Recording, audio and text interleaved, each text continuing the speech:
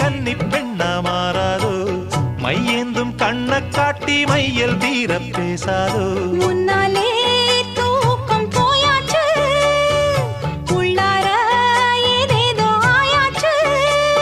நான் ஏரிக்கர மேலிருந்து 8 திசை பார்த்திருந்து ஏந்திழைக்கு காத்திருந்தேன் காணல்ல